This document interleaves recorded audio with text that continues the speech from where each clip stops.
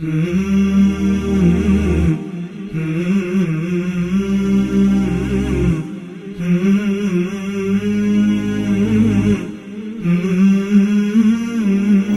علیکم ورحمۃ اللہ وبرکاتہ۔ بسم اللہ الرحمن الرحیم وبہ نستعین، الصلاۃ والسلام علی رسولہ الکریم وعلی آلہ واصحابہ ومن تبعہم بإحسان الی یوم الدین، اما بعد۔ معزز اور مکرم ناظرین اکرام، آپ تمام مرد و خواتین کا استقبال ہے ہمارے اس آن لائن کورس طہارت کے احکام و مسائل کے 5ویں ایپیسوڈ میں۔ ناظرین، اللہ رب العالمین کے فضل اور اس کے احسان سے اس سے پہلے کے ایپیسوڈز میں آپ کے سامنے ہم نے طہارت کے احکام و مسائل پر بہت ساری بنیادی باتیں رکھی، اور ہمارے آخری ایپیسوڈ میں آپ کو ہم نے وضو کا طریقہ جو کتاب و سنت میں موجود ہے اس کی رہنمائی کی تھی۔ آج ہم انشاءاللہ وضو کے ہی تعلق سے ایک اہم مسئلہ موضوع پر مسح کرنے کے تعلق سے کچھ بنیادی باتیں آپ کے سامنے رکھیں گے۔ یاد رکھیں، موضوع پر مسح کرنا جائز ہے، یہ سنت سے ثابت ہے۔ اس کی دلیل صحیح مسلم کی حدیث ہے، حدیث نمبر 274۔ سیدنا مغیرہ ابن شعبہ رضی اللہ تعالی عنہ سے مروی ہے، کہتے ہیں کہ رسول اللہ صلی اللہ علیہ وسلم نے وضو کیا اور آپ نے اپنے موزوں اور پگڑی پر مسح کیا۔ آپ نے اپنے موزوں اور پگڑی پر مسح کیا۔ تو یہ حدیث بتلاتی ہے کہ اللہ کے نبی صلی اللہ علیہ وسلم سے موزوں پر مسح کرنا یہ مشروع ہے، اور آپ کے جانب سے یہ عمل ہمارے لیے ثابت ہے۔ ایسے ہی اگر ہم دیکھنا چاہیں تو ایک اور حدیث ملتی ہے جس کے راوی سیدنا بلال رضی اللہ تعالی عنہ ہے۔ صحیح مسلم کی حدیث ہے، صحیح مسلم کتاب الطہارہ میں حدیث نمبر 275۔ کہتے سیدنا بلال رضی اللہ تعالی عنہ کہ مسح رسول اللہ صلی اللہ علیہ وسلم علی الخفین والخمار، کہ رسول اللہ صلی اللہ علیہ وسلم نے موزوں پر اور پگڑی پر مسح کیا۔ جی ہاں، یاد رکھیں کہ یہ دونوں دلائل جو ہم نے آپ کے سامنے بیان کیے، یہ اس بات کی محکم دلیل ہے کہ موزوں پر مسح کرنا یہ سنت رسول صلی اللہ علیہ وسلم سے ثابت ہے۔ موزوں پر مسح کرنے کے تعلق سے ایک بنیادی بات ہمیں یاد رکھنی چاہیے کہ جب ہم موزوں پر مسح کرنا چاہیں تو اس کے لیے شرط یہ ہے کہ ہم نے اسے وضو کی حالت میں پہنا ہو، یعنی موزہ پہننے سے پہلے ہم نے وضو کیا اور وضو ہمارا نہ ٹوٹا ہو، بلکہ وضو کی حالت میں اگر ہم نے موزے چڑھائے ہیں تو اس کے بعد جو ہے انشاءاللہ ہم اس پر مسح کر سکتے ہیں۔ اس کی دلیل کیا ہے تو آپ دیکھنا چاہیں تو دیکھیں، صحیح بخاری کتاب الوضو کی روایت ہے، حدیث نمبر 206۔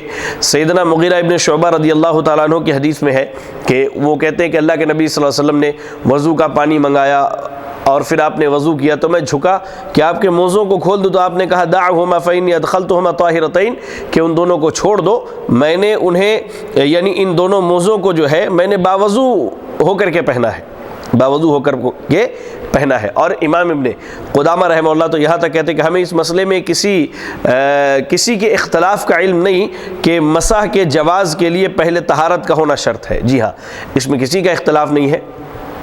تمام امت کے ائمہ اور تمام مسالک کے ائمہ اس بات کے قائل ہیں کہ موزوں پر مسح کے لیے شرط یہ ہے کہ موزہ جو ہے حالت طہارت میں یعنی وضو کی حالت میں پہنا جائے۔ جی ہاں، موزوں کے اوپری والے حصے پہ مسح کیا جائے گا۔ مسح کی جب بات آئے گی تو مان لیجئے ہم نے یہ پیر میں موزہ پہنا ہے تو اوپری حصے پر مسح کہاں کرنا ہے؟ اوپری حصے پر کرنا ہے۔ اس کی بڑی بہترین دلیل ملتی ہے، اور وہ حدیث جو ہے امام ابو داؤد رحمہ اللہ نے کتاب الطہارہ کے اندر نقل کیا ہے۔ سنن ابی داؤد میں حدیث نمبر دیکھنا ہو تو آپ 162 دیکھ سکتے ہیں۔ کہتے ہیں سیدنا علی رضی اللہ تعالی عنہ لو کان الدین بالرأی لکان اسفل الخف اولا بالمسح من اعلاہ وقد رأیت رسول اللہ صلی اللہ علیہ وسلم یمسح علی ظاہر خفیہ۔ کہتے ہیں کہ اگر دین رائے سے ہوتی یا اور دینی امور، دینی معاملات اور شرعی احکام انسانوں کے رائے سے ہوتا تو جوتے کا یا کہہ لیجئے موزے کا نچلا حصہ زیادہ حقدار ہے کہ مسح کیا جائے بنسبت اوپری حصے کے، لیکن کہتے ہیں میں نے اللہ کے رسول صلی اللہ علیہ وسلم کو دیکھا کہ آپ نے موزے کے اوپری حصے پر مسح کیا ہے۔ جی ہاں، تو امام ابن قدامہ رحمہ اللہ اپنی شہرت آفاق کتاب المغنی کے اندر نقل کرتے ہیں کہ سنت یہ ہے کہ موزے کے اوپری والے حصے پہ مسح کیا جائے، اس کے نچلے حصے پہ مسح نہ کیا جائے۔ جی ہاں، تو موضوع میں کیا ہے، مسح اوپری حصے پر کیا جائے گا نہ کہ نچلے حصے پر، اور دائیں ہاتھ سے دائیں پیر پہ اور بائیں ہاتھ کو بھگا کر کے بائیں پیر پہ مسح کر لیا جائے، یا ایک ہی مرتبہ دونوں ہاتھ بھگوئے جائے اور دائیں ہاتھ سے دایاں پیر اور بائیں ہاتھ سے بایاں پیر پر مسح کر لیا جائے۔ اب سوال یہ ہے کہ مسح کی مدت کتنی ہے، یعنی ایک آدمی مقیم ہے اور ایک آدمی مسافر ہے، تو شریعت کے دلائل کے روشنی میں مقیم کے لیے مسح کی الگ مدت ہے اور مسافر کے لیے مسح کی الگ مدت ہے۔ جی ہاں، آپ دیکھیں صحیح مسلم کتاب الطہارہ کی روایت ہے، صحیح مسلم میں حدیث نمبر 676، سیدنا علی بن ابی طالب رضی اللہ تعالی عنہ کہتے ہیں کہ جب اللہ کے رسول صلی اللہ علیہ وسلم سے پوچھا گیا کہ مدت مسح کیا ہے، کتنے دن تک یا کتنی راتوں تک جو ہے ہم اپنے موزے پر مسح کر سکتے ہیں، تو آپ صلی اللہ علیہ وسلم نے فرمایا للمسافر 3 ایام ولیالیہن وللمقیم یوم ولیلۃ۔ جی ہاں، مسافر اگر ہے تو وہ 3 دن اور 3 رات جو ہے موزے پر مسح کرے گا، اور اگر مقیم ہے تو وہ 1 دن اور 1 رات موزے پر مسح کرے گا۔ تو یہ دلیل ہمیں بتلاتی ہے کہ اگر آدمی حالت سفر میں ہے تو وہ 3 دن 3 رات تک اگر وضو کر کے موزہ پہنا ہو نہ اتارے تو 3 دن 3 رات تک اس پہ مسح کر سکتا ہے، اور اگر آدمی جو ہے کہہ لیجئے کہ مقیم ہے، اپنے گھر پر ہے اور اسے مسح کرنا ہے تو اس کی مدت کیا ہے، 1 دن اور 1 رات کی مدت رکھی گئی ہے۔ جی ہاں، ایک چیز یاد رکھے کہ مسح کے معاملے میں مرد اور عورت دونوں برابر ہیں، دونوں کے لیے یکساں حکم ہے۔ جی ہاں، ایسا نہیں ہے کہ مردوں کے لیے کوئی الگ حکم ہو اور عورتوں کے لیے کوئی الگ حکم ہو، جی بالکل نہیں، بلکہ مرد اور عورت دونوں کے لیے کیا ہے، مسح کے تعلق سے یکساں حکم ہے۔ چلے، یہ بات تو ہو گئی کہ ہم نے آپ کے سامنے وضو کا طریقہ بتا دیا اور ہم نے مسح کا طریقہ اور اس کے متعلق تفصیلی بات آپ کے سامنے رکھی۔ جی اب جو ہے ہم ان امور پر بات کریں گے جن سے انسان کا وضو ٹوٹ جاتا ہے۔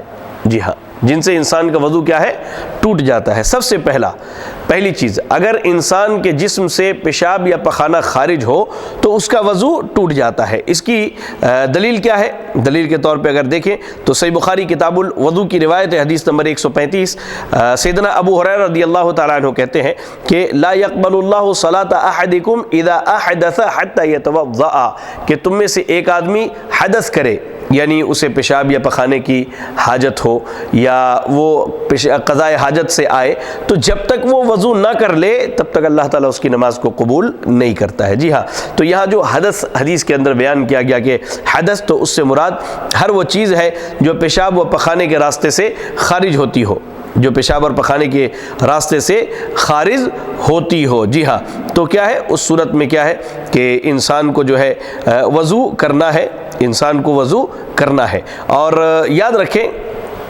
کہ اللہ کے رسول صلی اللہ علیہ وسلم ایک چیز اور بیان کرتے ہیں، صحیح بخاری کتاب الوضو کی ہی روایت ہے، اللہ کے نبی صلی اللہ علیہ وسلم نے فرمایا فَلَا يَخْرُجَنَّ مِنَ الْمَسْجِدِ حَتَّى يَسْمَعَ صَوْتًا أَوْ يَجِدَ رِيحًا، ہرگز کوئی بھی شخص مسجد سے اس وقت تک باہر نہ نکلے یہاں تک کہ وہ آواز سنے یا بدبو محسوس کرے۔ جی ہاں، تو سبیلین سے کہہ لیجئے پیشاب اور پخانے کے راستے سے کوئی بھی چیز اگر خارج ہو تو اس سے کیا ہے وضو ٹوٹ جاتا ہے، چاہے پیشاب ہو، پخانہ ہو یا ہوا خارج ہو یا منی ہو، تو اس سے کیا ہے انسان کا وضو ٹوٹ جاتا ہے۔ چلیں، پہلی چیز تو یہ ہوئی وضو توڑنے والی۔ جی، دوسری چیز یہاں یاد رکھیں کہ جن امور سے انسان پر غسل واجب ہوتا ہے ان امور سے کیا ہے وضو بھی ٹوٹ جاتا ہے، جیسے جمع کرنا، بیوی سے ہم بستری کرنا، یا منی اور مزی وغیرہ کا خارج ہونا۔ جی چلے، اس کے بعد جو ہے دوسری چیز جس کی وجہ سے وضو ٹوٹ جاتا ہے وہ کیا ہے، وہ گہری نیند ہے۔ جی ہاں، گہری نیند سے اگر آدمی سو جائے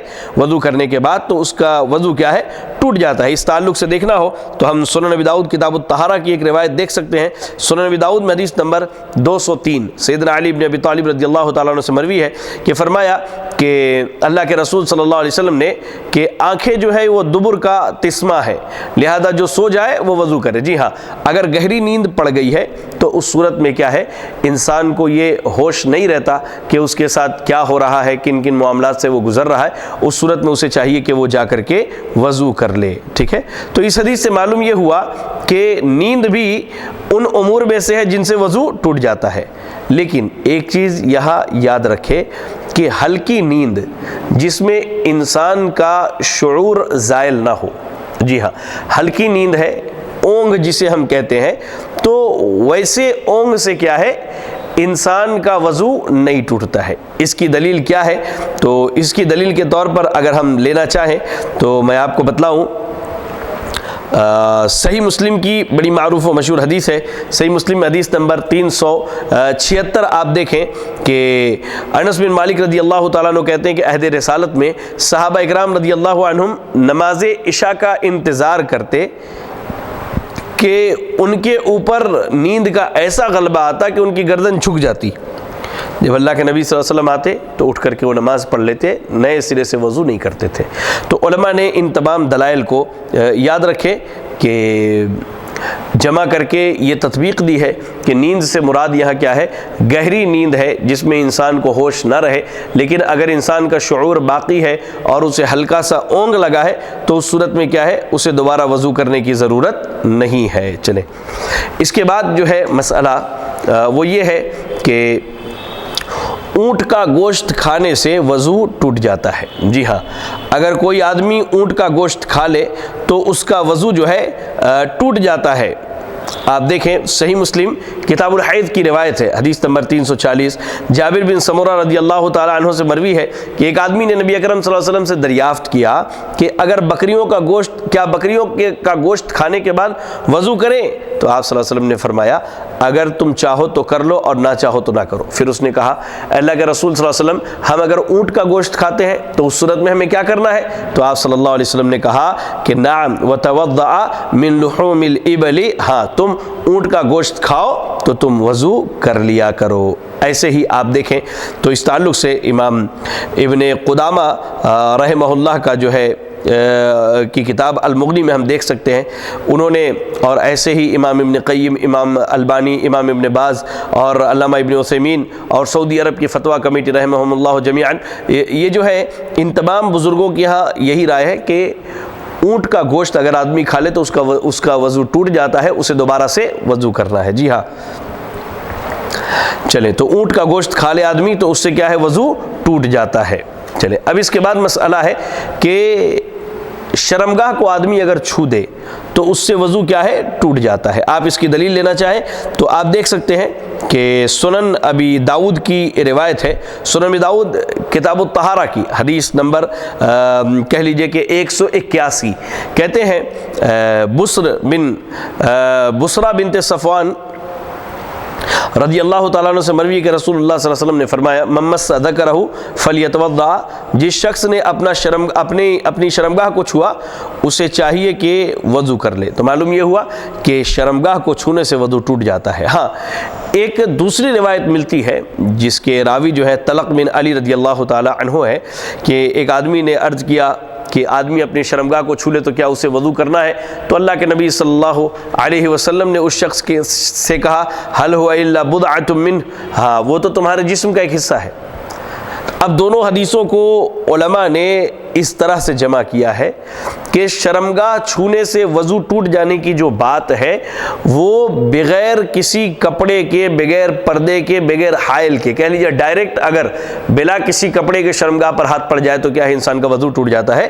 اگر کپڑے کے اوپر سے پڑ جائے تو اس صورت میں اس کا وضو کیا ہے، نہیں ٹوٹتا ہے۔ جی ہاں، اب یہاں یاد رکھیں ناقض وضو کے لیے، وضو ٹوٹنے کے لیے مرد اور عورت کے شرمگاہ کے تعلق سے کوئی فرق نہیں ہے، اور ایسے ہی چاہے انسان کا ہاتھ اس کے جسم کے اگلے حصے پر پڑے یا پچھلے حصے پر پڑے، دونوں صورت میں کیا ہے، مرد عورت کے لیے حکم ہے کہ ان کا وضو باقی نہیں رہتا۔ ہاں، مرد اگر شرمگاہ کی طرف نگاہ پڑ جائے تو اس سے وضو نہیں ٹوٹتا، اس سے وضو کیا ہے، نہیں ٹوٹتا۔ ایسے ہی عورت کا اگر کوئی بوسہ لے لے تو اس صورت میں بھی اس کا وضو باقی رہتا ہے، اس کا وضو نہیں ٹوٹتا ہے۔ آپ دیکھیں جامع ترمذی میں آپ دیکھیں کتاب الطہارہ کی روایت ہے، حدیث نمبر 76، سیدہ عائشہ صدیقہ رضی اللہ تعالیٰ عنہ سے مروی ہے کہ ان النبی صلی اللہ علیہ وسلم قبل بعض نسائه ثم خرج الى الصلاة ولم يتوضا، کہ اللہ کے نبی صلی اللہ علیہ وسلم نے اپنی بعض بیویوں کا بوسہ لیا اور پھر آپ ویسے ہی نکل گئے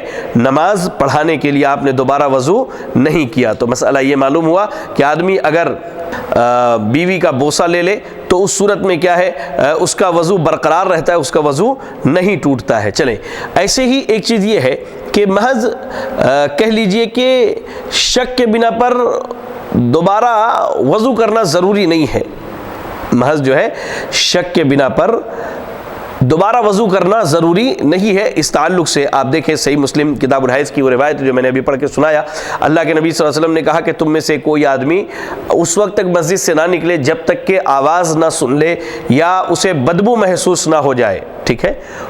لیکن اگر شک و شبہ کی بنیاد پر ہے، پتہ نہیں ہوا خارج ہوئی نہیں ہوئی، پتہ نہیں ایسا ہوا نہیں ہوا، تو اس صورت میں کیا ہے، شک کی بنیاد پر دوبارہ وضو نہیں کرنا چاہیے، وہ ایک مرتبہ اس نے جو وضو کر لیا وہ اس کے لیے کافی ہے۔ ایسے ہی آگ پر پکی ہوئی چیز کھانے سے وضو نہیں ٹوٹتا، آگ پر پکی ہوئی چیز کھانے سے وضو نہیں ٹوٹتا۔ اللہ کے نبی صلی اللہ علیہ وسلم کا جو آخری مسئلہ تھا وہ یہی تھا کہ آپ نے آگ پر پکی ہوئی چیزوں کو کھایا لیکن آپ نے اس سے وضو نہیں کیا۔ ایسے ہی قہقہا لگانے سے، بعض لوگ تو جھوٹی حدیثیں سناتے ہیں بھائی کہ آپ نے اگر وضو کر کے قہقہا لگا لیا تو اتنے لاکھ آپ کو گناہ ملیں گے، آپ نے قبرستان میں ہنس دیا تو پتہ نہیں کتنے گناہ ملیں گے۔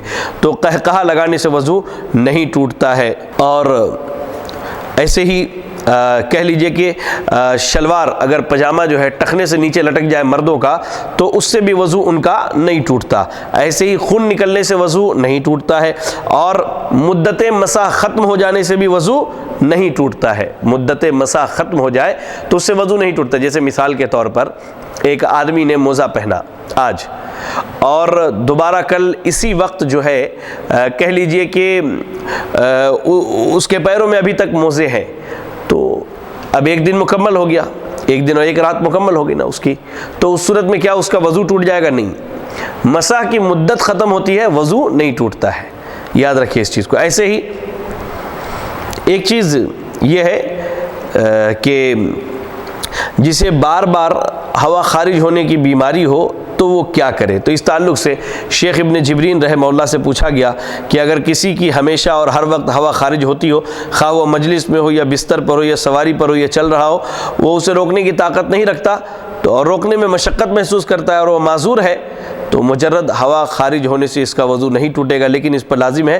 کہ ہر نماز کا وقت شروع ہو جانے کے بعد نیا وضو کر لے۔ جی ہاں، ہوا خارج ہونے سے اب اس کو بیماری ہے اس کی تو اس سے اس کا وضو تو نہیں ٹوٹے گا، لیکن جب وہ نماز کے لیے آئے تو وضو کر کے آئے۔ ہاں، اس کے بعد نماز میں ہوا خارج ہو جائے تو کوئی مسئلہ نہیں، اسے دوبارہ جا کر کے وضو نہیں کرنا، اپنی نماز کو انشاءاللہ مکمل کرنی ہے اس کے لیے۔ چلیں، یہ تو ہو گیا وضو کے تعلق سے، الحمدللہ مکمل باتیں جو ہے آپ کے سامنے ہم نے رکھ دی۔ چلیں،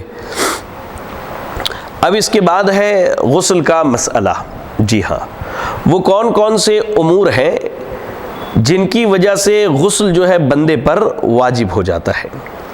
یاد رکھیں کہ اگر ہم کتاب و سنت کے دلائل کا جائزہ لیں تو ہمیں بے شمار ایسے معاملات ملتے ہیں جن کی وجہ سے انسان کے اوپر غسل واجب ہو جاتا ہے۔ جی ہاں، سب سے پہلی چیز آپ کہہ لیجئے کہ ہم بستری کرنے کی وجہ سے انسان کے اوپر غسل واجب ہو جاتا ہے۔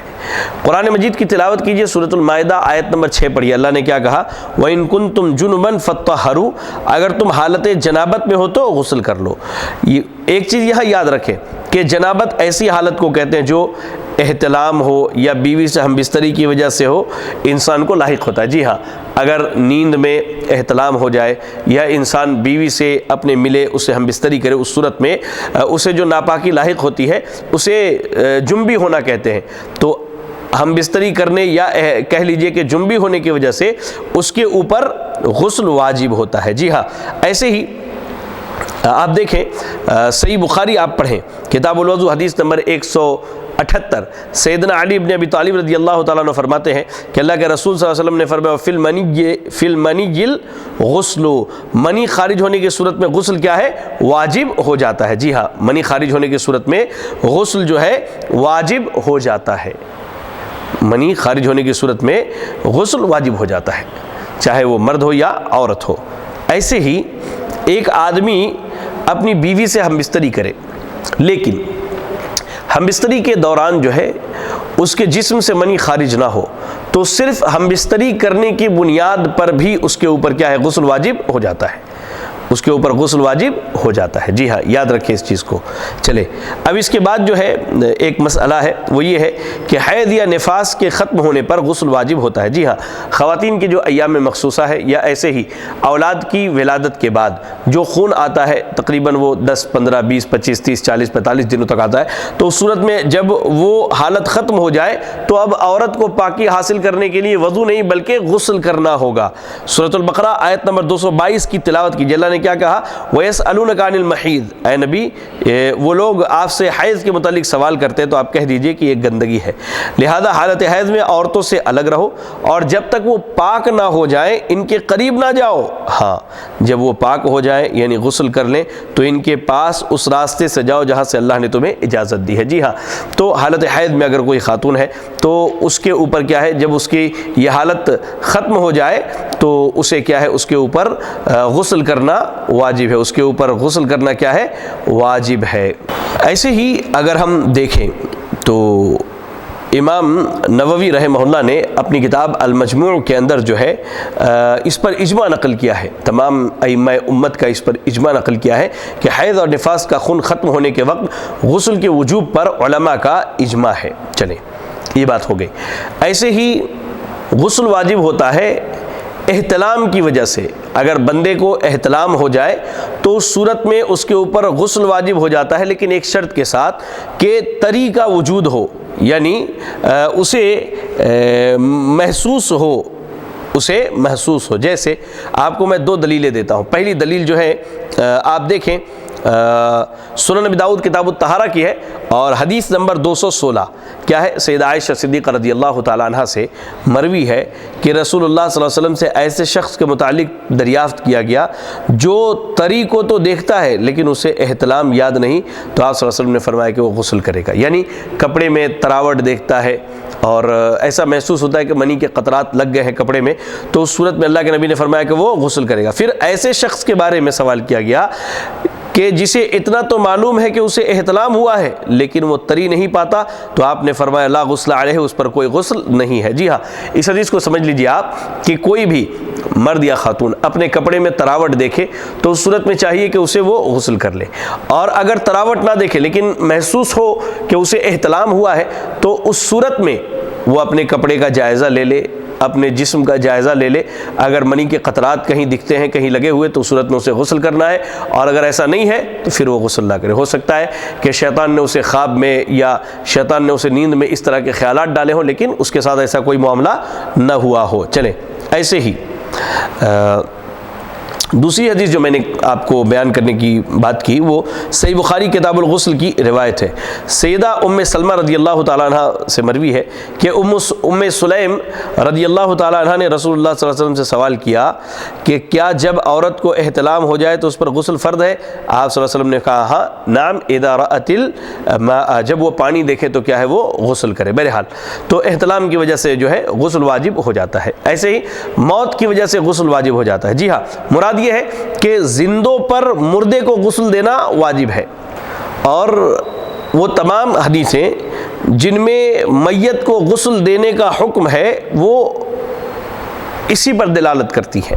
جیسے آپ ایک حدیث سے بخاری کتاب الحج کی لے سکتے ہیں کہ اللہ کے نبی صلی اللہ علیہ وسلم نے فرمایا ایک میت کے تعلق سے کہ اغسلوہ بماء وسدر، اسے پانی اور بیری کے پتوں کے ساتھ غسل دو۔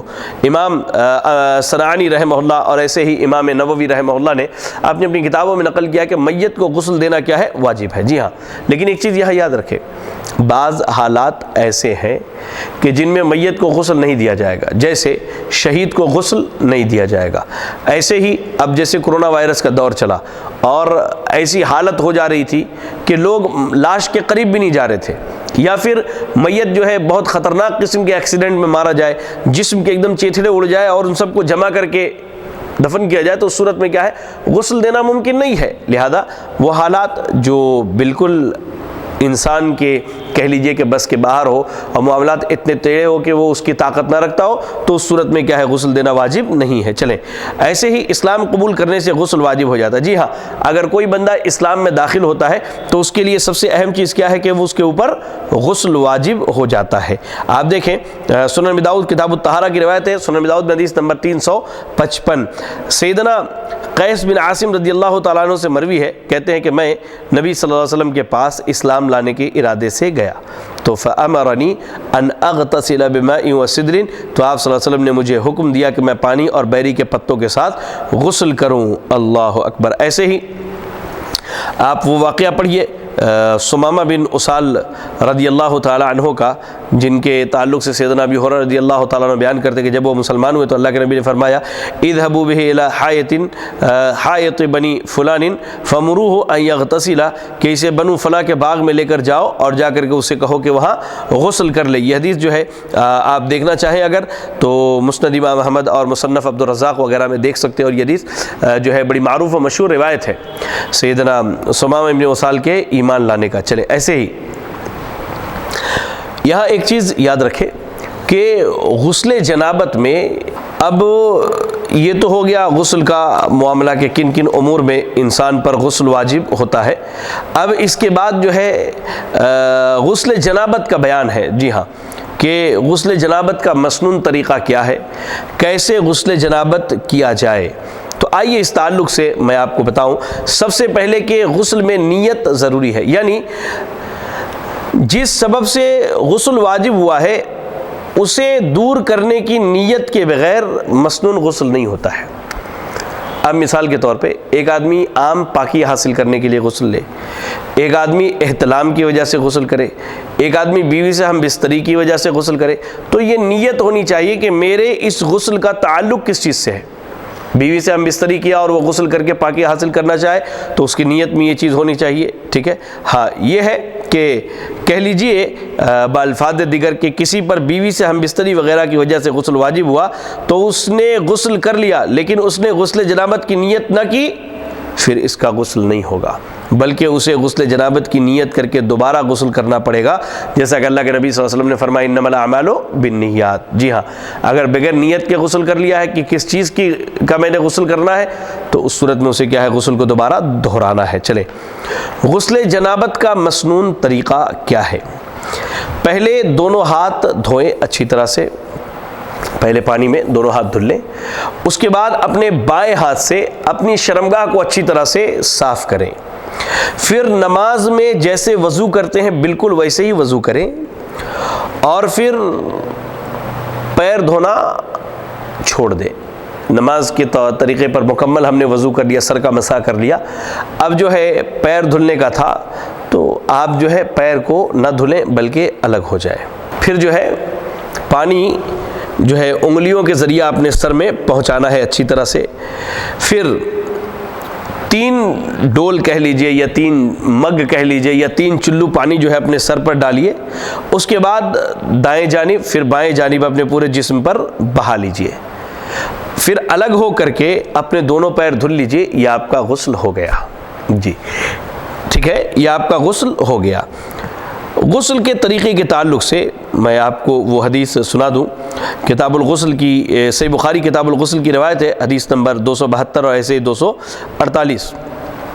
سیدہ عائشہ صدیقہ رضی اللہ تعالیٰ عنہ فرماتی ہیں کہ کان رسول اللہ صلی اللہ علیہ وسلم اذا اغتسل من الجنابۃ یبدأ فیغسل یدیہ ثم یفرغ بیمینہ علی شمالہ فیغسل فرجہ ثم یتوضأ وضوء للصلاة ثم یاخذ الماء فیدخل اصابعہ فی اصول الشعر حتی اذا رأى ان قد استبرأ حفن على رأسہ 3 حفنات ثم افاض على سائر جسدہ ثم غسل رجلیہ۔ جی ہاں، کہ رسول اللہ صلی اللہ علیہ وسلم جب غسل جنابت فرماتے تو آپ آغاز ایسے کرتے کہ پہلے اپنے دونوں ہاتھ کو دھلتے، پھر بائیں ہاتھ سے اپنے شرمگاہ کو صاف کرتے، پھر جیسے نماز کے لیے وضو کی جاتی مکمل وضو کرتے اور سر پر جو ہے سر کا مسح کرتے ہیں نا، تو اس صورت میں کیا ہے پانی لے کر کے اپنے سر کے جڑوں میں پہنچاتے، بالوں کے جڑ میں پہنچایا کرتے، اور جب آپ کو محسوس ہو جاتا کہ ہاں بھائی جڑ پہ پورا پہنچ چکا ہے تو آپ 3 جگ سر کے اوپر پانی بہاتے، 3 جگ پانی بہاتے، پھر دائیں اور پھر بائیں حصے پر اور پورے جسم پر پانی بہا کر کے آپ اپنا غسل مکمل کر لیا کرتے تھے۔ چلے یہ تو بات ہو گئی۔ یاد رکھیں کہ غسل دائیں اطراف سے شروع کرنا چاہیے۔ جی ہاں، غسل کے تعلق سے یاد رکھیں کہ آپ ہمیشہ دائیں جانب سے غسل کریں۔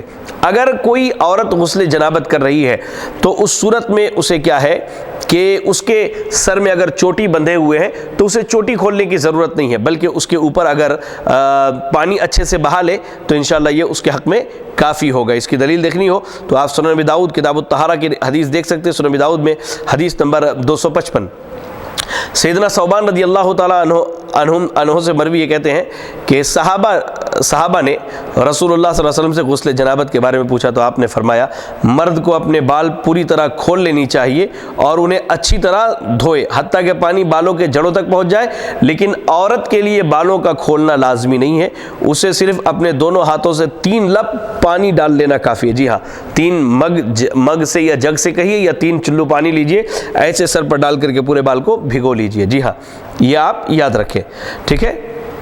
تو غسل جنابت میں عورت اگر غسل کرے گی تو کیا ہے اپنے بالوں کو نہیں کھولے گی۔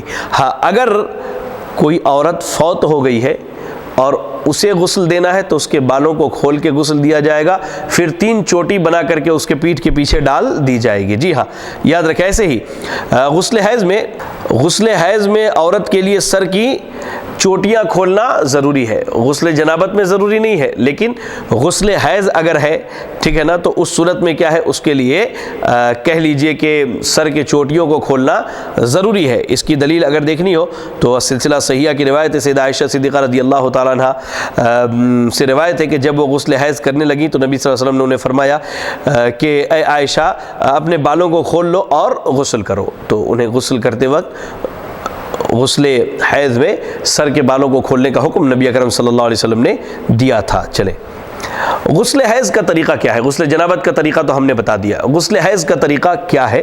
تو سیدہ عائشہ صدیقہ رضی اللہ تعالیٰ عنہ بیان کرتی ہیں کہ حضرت اسماء نے نبی صلی اللہ علیہ وسلم سے غسل حیض کے متعلق سوال کیا تو آپ نے فرمایا کہ پہلے پانی میں بیری کے پتے ڈال لو اور اچھی طرح سے حیض کے خون سے پاکی حاصل کر لو، پھر سر پر پانی ڈالو اور اچھی طرح ملو حتیٰ کہ پانی بالوں کی جڑوں تک پہنچ جائے، پھر سارے بدن پر پانی بہاؤ، پھر خوشبو لگی ہوئی روئی لے کر اس سے پاکی حاصل کرو۔ حضرت اسماء نے عرض کیا کیا روئی کے ٹکڑے کے ساتھ کیسے پاکی حاصل کروں؟ تو رسول اللہ صلی اللہ علیہ وسلم نے فرمایا سبحان اللہ، اس کے ساتھ پاکی حاصل کرو۔ پھر عائشہ صدیقہ رضی اللہ تعالیٰ عنہ نے ہلکی آواز میں کہا خشبو والی روئی جو ہے حیض کی جگہ میں رکھ دو۔ بہرحال تو غسل حیض کا طریقہ یہی ہے کہ جیسے غسل جنابت میں وضو کرتے ہیں، عورت اپنا سر کھول لے اور اس کے بعد جو ہے وضو کرے، کہہ لیجئے اچھی طرح سے، اس کے بعد سر کے بالوں کو خوب اچھی طرح سے بھگو لے اور پانی جو ہے بالوں کے جڑوں تک پہنچائے، پھر اس کے بعد جو ہے اپنے سارے جسم کو دھل لے، اپنے سارے جسم کو کیا ہے دھل لے، اور اگر اسے بدبو محسوس ہو تو اس صورت میں وہ خوشبو کا بھی استعمال کر سکتی ہے۔ جی ہاں، مرد اور عورت کے غسل جنابت میں کوئی فرق نہیں ہے۔ جی ہاں، مرد اور عورت کے غسل جنابت میں کوئی فرق نہیں ہے۔ اور ایسے ہی ایک چیز یاد رکھیں کہ غسل کرنے کی جب بھی باری آئے تو اس میں جو ہے ہمیشہ پردے کا اور ستر کا خیال رکھنا چاہیے، پردے کا اور ستر کا خیال رکھنا چاہیے۔ اب آج دیکھیں تھوڑا ہم ماڈرن دور میں چلے آئے ہیں کلچرل اعتبار سے، تو اس صورت میں اب واش روم اور باتھ روم دونوں ایک ساتھ بنا ہوا ہے، یعنی حمام بھی ہے، ٹوائلٹ بھی ہے اس میں، اور نہانے کی جگہ بھی ہے۔ تو اس صورت میں بہتر تو یہ ہے کہ نہانے کی جگہ قضاء حاجت کی جگہ سے الگ ہو اور نجاست کی جگہ سے اتنی دور ہو کہ وہاں کوئی چیز چھینٹا وغیرہ نہ پہنچے۔ اس کے بعد کہتے ہیں کہ لیکن اگر کوئی جنبی یا حائضہ عورت کو ایسے حمام میں غسل کی نوبت پیش آ جائے جہاں قضاء حاجت کی جگہ بھی ساتھ میں ہو تو اس کا غسل صحیح ہوگا، البتہ اس پر لازم ہے کہ جتنا ہو سکے ناپاک چھینٹوں سے اپنے آپ کو بچا کے رکھے۔ چلے ایک چیز ہے، کیا جنبی غسل یا وضو کے بغیر سو سکتا ہے؟ جی ہاں، اگر جنبی آدمی ہے، اب سردی کے دن ہے، اس صورت میں کیا ہے وہ اسے فوراً چاہیے تھا کہ فوراً غسل کر لے، لیکن اگر اسے غسل کا موقع نہ ملا تو اس صورت میں کیا ہے وہ بعد میں اٹھ کر کے غسل کر لے۔ ایسے ہی غسل کے باب میں ایک بڑا اہم مسئلہ ہے کہ مسنون غسل کے بعد وضو کی ضرورت نہیں ہے۔ جی ہاں، مسنون غسل کے بعد کیا ہے وضو کی ضرورت نہیں ہے۔ آپ نے مسنون غسل کر لیا، اس میں کیا ہے کہ آپ نے پہلے شرمگاہ کو دھل لیا ہے، اب نہاتے وقت جو ہے شرمگاہ پر آپ کا ہاتھ نہیں پڑتا ہے، اس صورت میں آپ نے جو وضو کیا ہے انشاءاللہ وہ آپ کے حق میں کافی ہوگا، اور آپ اس کہہ لیجئے غسل سے جو ہے نماز پڑھ سکتے ہیں، اس غسل سے کیا ہے آپ نماز پڑھ سکتے ہیں۔ چلیں، تو یہ کچھ باتیں ہوئیں جو ہم نے آپ کے سامنے بیان کی، کہہ لیجئے کہ غسل اور غسل جنابت اور تمام غسل کے تعلق سے۔ تو انشاءاللہ آج جو ہے ہم بات کو یہیں روکتے ہیں، اور آگے جو ہے ہم آپ کے سامنے کہہ لیجئے کہ مزید کچھ باتیں بیان کریں گے، ان میں جو ہے تیمم کا طریقہ اور کچھ بنیادی چیزیں ہوں گی۔ اللہ سے دعا کرے کہ اللہ رب العالمین ہمیں کہنے سننے کے ساتھ عمل کرنے کی توفیق عطا فرمائے۔ اللہ تعالیٰ ان فقہی مسائل کو پڑھ کر سمجھ کر اس کے مطابق زندگی گزارنے کی توفیق دے۔ آمین وآخر دعوانا الحمدللہ رب العالمین۔ جزاکم اللہ خیرا۔ السلام علیکم ورحمۃ اللہ وبرکاتہ۔